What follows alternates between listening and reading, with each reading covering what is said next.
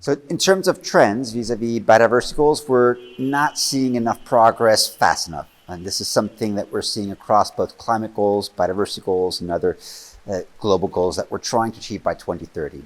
I do see a major shift in mindset, which I find very encouraging. The first of those is that we're now talking about biodiversity and climate in the same sentence. I think people are recognizing the need to talk about this in an integrated manner. And then for those of us working in the food space, we're also recognizing that food really sits at the nexus of these goals, that transition towards healthy diets, improving how we produce foods, where we produce foods, how we share them with family, is a major means by which we achieve both the biodiversity outcomes and climate outcomes. And this notion of integrated approaches and a need to pool collective intelligence across disciplines, I think now is getting serious traction.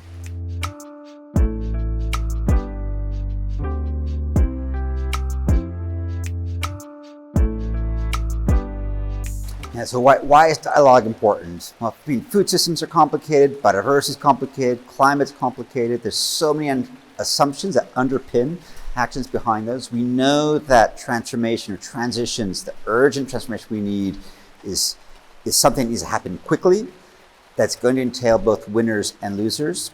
It's going to have some trade-offs, but also important synergies. And unless we can create spaces for different parties, different groups, working at different scales in different disciplines to really sit down together and understand where we have real differences, where we're simply talking past each other, and what are the critical issues that we need to address collectively, we're going to fail in achieving these. So creating deliberate dialogue spaces where we can listen to each other and collectively work on solutions, I think are key strategy in helping us to progress from describing problems to working collectively on action.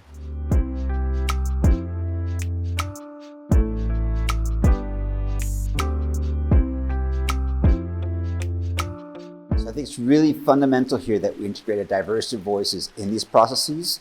Food systems include a huge diversity of cultures, traditions, many of which are good examples of what healthy and sustainable food systems and diets might be like.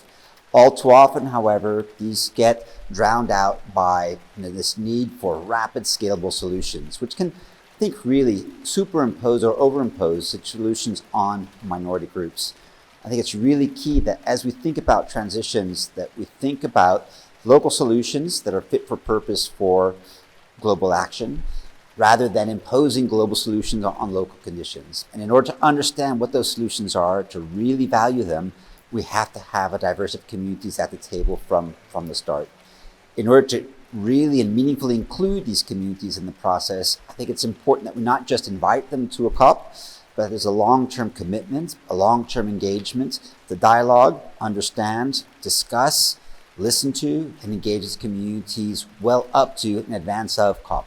What we're trying to do with the Montpellier Process is create these meaningful spaces where their voices can both be contextualized, included, and leading voices as part of the solution space.